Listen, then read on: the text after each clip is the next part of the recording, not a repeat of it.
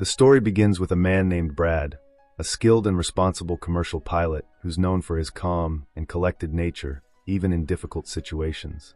As the film opens, we see him walking briskly through a bustling airport, his face showing the quiet confidence of someone who has spent years navigating the skies. Amid the hum of engines and chatter of passengers, Brad takes a quick moment to connect with his young daughter on a video call. She beams with excitement as he tells her, "I'll finish this last flight and come see you soon." Her smile lights up his tired face, reminding him why he keeps pushing through long shifts and sleepless nights. Hanging up the call, Brad promises himself that this time, he won't let work get in the way of family. Moments later, he walks toward the aircraft, greeting the ground staff and his co-pilot with the casual ease of experience. Inside the cockpit, the two men share small talk, the kind that comes from long hours spent together in the air. Everything seems routine, until an officer approaches Brad with unexpected news. The officer informs him that due to an urgent security matter, a high-profile prisoner needs to be transported on this same flight. His name is Tony, a dangerous man with a dark past. Brad isn't thrilled about the idea, but the officer explains that Brad was chosen because of his reputation, level-headed, disciplined, and reliable under pressure. Understanding the responsibility, Brad reluctantly agrees. Soon, the rest of the flight crew and passengers begin boarding. The cabin buzzes with casual conversation and the sound of luggage being stowed. Once everyone is seated, the plane smoothly lifts off the runway and climbs into the darkening sky. During the flight, Brad confides in his co-pilot that he hasn't seen his daughter in months and that this trip means everything to him. "She's all I've got," he says softly, staring out into the horizon. His words hang in the air like an omen. As night falls, thick clouds gather, and the peaceful flight begins to change. The weather quickly turns rough. Turbulence shakes the cabin violently. Brad's expression hardens as he checks the instruments. The radio starts crackling, and communication with air traffic control begins to break down. "Fasten your seatbelts," Brad announces over the intercom, trying to mask the concern in his voice. The passengers obey, their faces tense with fear. A streak of lightning flashes outside, followed by a deafening boom. A surge of electricity courses through the aircraft, making the lights flicker and the instruments go haywire. The plane jolts hard, throwing Brad against the control panel. He groans, blood trickling down his forehead, but keeps his focus. He and his co-pilot fight to regain control, pulling every lever, flipping every switch they can. For a moment, it seems like the storm will tear the aircraft apart. But somehow, the plane steadies just enough for Brad to check on the passengers. Walking down the aisle, he breathes a sigh of relief. They're shaken, but alive. Suddenly, another violent jolt rocks the plane. The lights go out completely, plunging the cabin into darkness. The passengers scream, clutching their seats. Brad rushes back to the cockpit, yelling for his co-pilot to prepare for an emergency descent. "If another lightning strike hits, we won't make it," he warns. They begin bringing the plane down through the storm, fighting the controls all the way. The engines roar, alarms blare, and fear grips every soul on board. A terrified woman unbuckles her seatbelt and tries to stand. The armed officer guarding Tony gets up to help her, but before he can reach her, a sudden drop slams the cabin. Both of them hit the ceiling and fall hard, dying instantly. The chaos is unreal. Brad's heart pounds, but his training kicks in. Through grit and sheer will, he manages to guide the damaged aircraft through the clouds. When he spots a dark mass below, land, he makes a split-second decision. "We're landing there." The plane descends rapidly toward what appears to be a remote island. Brad's co-pilot tries to warn him that there's no runway in sight, but Brad is determined. "We don't have a choice," he says through gritted teeth. Using the last bit of power from the damaged engines, they steer toward an open stretch. The landing is brutal, metal screeches, sparks fly, and the entire cabin shakes violently as the plane skids across the rough terrain. Then silence. Dust fills the air. Against all odds, Brad has landed the plane safely. For a moment, everyone is too stunned to react. Then the passengers begin to cheer, some crying in relief. Brad leans back in his seat, exhausted, but relieved beyond words. When he and his co-pilot check the systems, they discover that a small amount of electrical power remains in the aircraft. Enough, perhaps, to restore communications later. Brad instructs the crew to help passengers disembark and gather near the plane. Outside, the jungle hums with strange noises. The air is thick and humid. Everyone's shaken but alive. Meanwhile, back at the airline's headquarters, the owner and staff are panicking.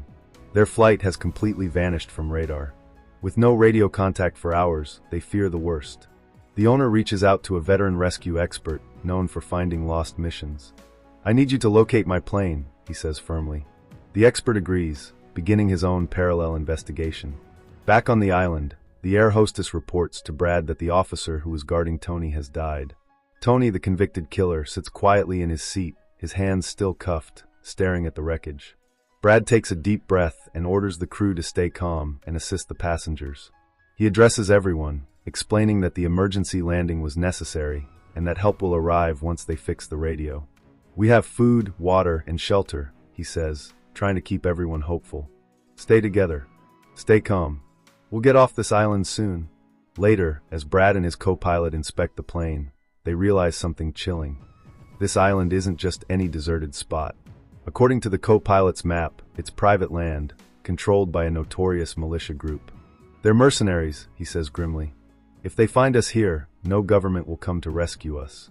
The gravity of their situation hits Brad hard. He knows that if they're discovered, everyone on board is in mortal danger. He resolves to find a way to send an SOS signal. "We have to reach higher ground and get the radio working," he says. And then, after a brief pause, he looks at Tony, the one man aboard who's proven he can handle violence. "You're coming with me," Brad says, unlocking his cuffs. The passengers look uneasy, but Brad assures them he knows what he's doing. Brad and Tony set out through the dense jungle, leaves crunching underfoot, the air heavy with tension. Tony questions Brad's decision. "You really trust me, huh? The man they call a killer?" Brad replies without looking back. "I don't have to trust you. I just need your help." Their uneasy partnership begins. As they move deeper into the island, Tony starts asking questions about Brad's daughter, about why he became a pilot, and for a moment, the tension eases. But when Brad turns to answer one of his questions, Tony has vanished. The pilot looks around, calling his name, but there's no response. Alone now, Brad keeps moving, his instincts sharp. Brad gets on the intercom. "Hold tight, people. We're taking off in 5 minutes." The leader of the private team, standing by the wing, yells back, "Make it 3, we can't hold them much longer." Brad works frantically, rerouting power from auxiliary systems. Sparks fly as he reconnects a damaged wire. Finally, the engines roar to life. The plane vibrates as fuel pumps kick in. "We're live!" Brad shouts. He turns to the leader, who gives a quick nod before sprinting toward the door to help the last few passengers climb aboard. Tony reappears, limping and covered in dirt, a rifle slung over his shoulder. "Thought you left without me," he says, half smiling. "Wouldn't dream of it," Brad replies. Then Tony notices something. A duffel bag dropped by one of the fallen soldiers. Inside, it's packed with cash. He stares at it for a moment, temptation flickering in his eyes. "Take it," Brad says without looking back. "You've earned it." But Tony hesitates, his expression torn between greed and redemption. He finally drops the bag, grabbing a gun instead. "Let's get out of here." As the last of the rescue team climbs aboard, the plane begins to roll down the rough field. Bullets ricochet off the fuselage, shattering windows. The militia leader, furious that his operation is collapsing, grabs a rocket launcher and aims it straight at the plane. "End it!" he screams. Just as he's about to fire, Tony spots him through the window. Without hesitation, he opens fire, hitting the man squarely in the chest. The rocket launcher falls harmlessly to the ground as the explosion kills the militia leader instantly. Brad seizes the moment, pushing the throttle all the way forward. The engines roar like thunder. The plane lurches, bouncing over uneven terrain before finally lifting off into the stormy night sky. Cheers erupt inside the cabin as everyone realizes they're airborne. Inside the cockpit, Brad exhales deeply, sweat dripping from his forehead. The control panel flickers with warnings, but he keeps his hands steady on the controls. "We're not safe yet," he says. The airline owner, monitoring from the mainland, radios in with directions to the nearest safe landing strip. "It's close," he says. "You'll make it if you keep her steady." But fate isn't done testing Brad. The plane shudders violently again. One of the engines is failing. "Not now." Brad groans. His co-pilot checks the gauges. "We're losing altitude fast." With no time to think, Brad makes another life-or-death decision. Prepare for emergency landing. The passengers brace for impact as the plane descends through the clouds, skimming over treetops. Brad's knuckles turn white on the controls. The runway ahead is too far. He'll have to land on open ground again. "Hold on," he shouts.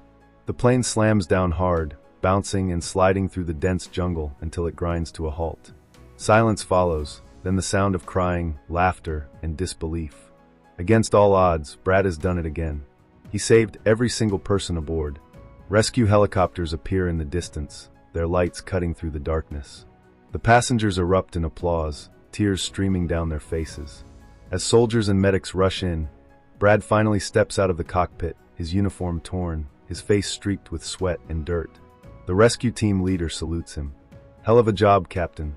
Brad just nods, too exhausted to speak. As the passengers are escorted to safety, Brad's phone buzzes. It's a video call from his daughter. Her face lights up the screen, and tears fill her eyes. "Dad, you're alive," she cries. Brad smiles weakly. "Told you I'd be home soon."